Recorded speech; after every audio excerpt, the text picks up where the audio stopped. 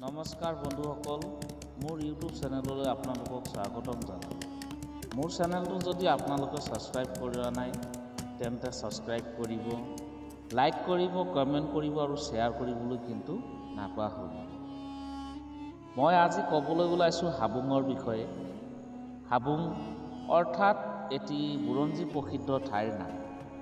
এই নামৰ অৰ্থ হ'ল হা মানে টাই ভাষাত ওখ আৰু বহল ঠাই, আৰু বুং মানে হ'ল দ ঠাই, গতিকে ইয়াক একেলগে হাবুং কোৱা হয়।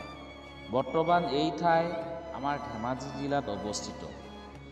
যেতিয়া চাওলুং চুকাফাই ভৈয়ামলৈ আহিছিল তেতিয়া বাপেক আৰু খুৰাক খুলনুং আৰু খুলনাই, মুংৰি, মুংৰাই আৰু মুংমাও অৰ্থাৎ বৰ্তমান ম্যানমাৰত বাহৰ পাতিছিল।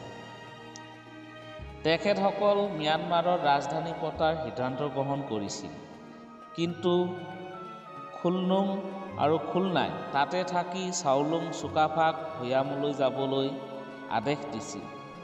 ভৈয়ামত থকা মিচিং, কছাৰী, নগা, দফলা, কাৰ্বি, তিৱাসকলৰ লগত যুদ্ধ নকৰিবলৈ আদেশ দিছিল। চাওলুং চুকাফাই বৰ অসম অৰ্থাৎ মুংচুং চুংখাই বহিবলৈ আদেশ দিছিল। সেয়েহে ৯,০০০ সৈন্য সামন্ত আৰু ৩জন পুৰোহিত মচাং, মচাই আৰু মফলং ৩জনক পূজা পাতল কৰিবলৈ লগত পঠাই দিছিল। তেখেতলোকে আহি আটাইতকৈ ওখ দৈকাং পৰ্বতৰ ওপৰত উঠিল আৰু উঠি কোনোফালে ভৈয়ামলৈ যোৱা ৰাস্তা দেখা নাপালে।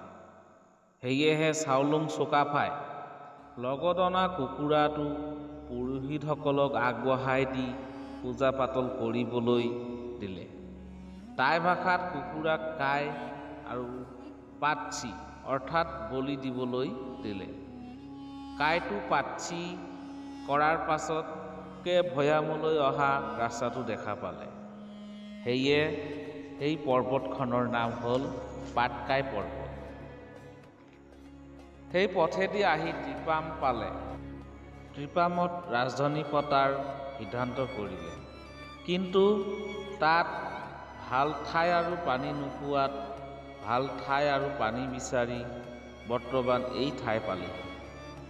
তাত আহি দেখিলে যে এই ঠাইটুকুৰা যথেষ্ট ওখ আৰু বহল, সেইকাৰণে তাতে ৰাজধানী পতাৰ সিদ্ধান্ত গ্ৰহণ কৰিলে।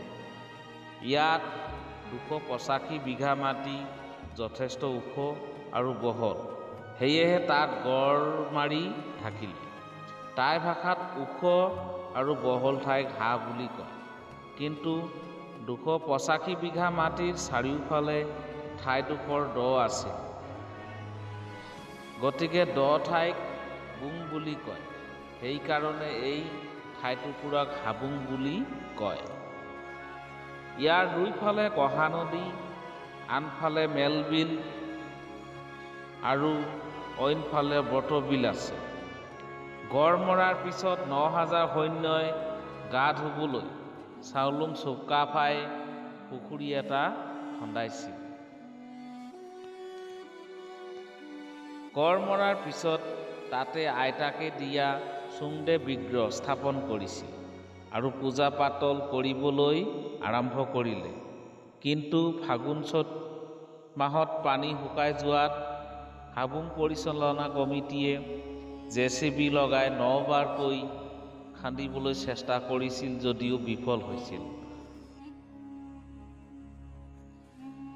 লোকবিশ্বাস মতে খান্দিবলৈ যোৱা JCB আধা বাটতে বেয়া হৈছিল। তেতিয়া সকলো মানুহে গম পাইছিল যে পুখুৰীটোত কালিকা আছে।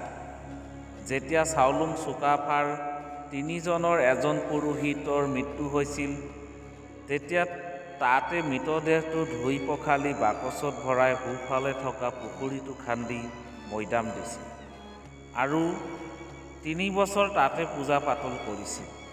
যেতিয়া ব্ৰহ্মপুত্ৰৰ পানীয়ে আমনি কৰিছিল, তেতিয়া তেওঁ সেই ঠাই এৰি শিৱসাগৰলৈ গৈ চৰাইদেউত বাহৰ পাতি ৰাজধানী পাতিলে। কিন্তু ইয়াত চুংদে বিগ্ৰহৰ মহিমা থাকি গ'ল।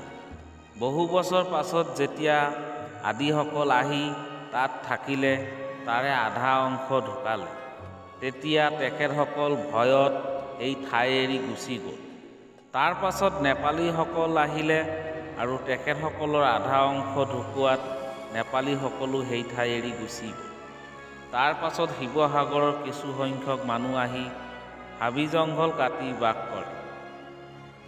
বুৰঞ্জীত প্ৰসিদ্ধ হাবুঙৰ বিষয়ে মানচাও নগেন হাজৰিকাই অধ্যয়ন কৰিছিল। কিন্তু মানচাও নগেন হাজৰিকাই যেতিয়া ধেমাজিলৈ অতিৰিক্ত উপায়ুক্ত হৈ আহিলে, তেতিয়া তেওঁ নিজে এই ঠাইডোখৰ বিচাৰি হাবুং মন্দিৰটো উদ্ধাৰ কৰে।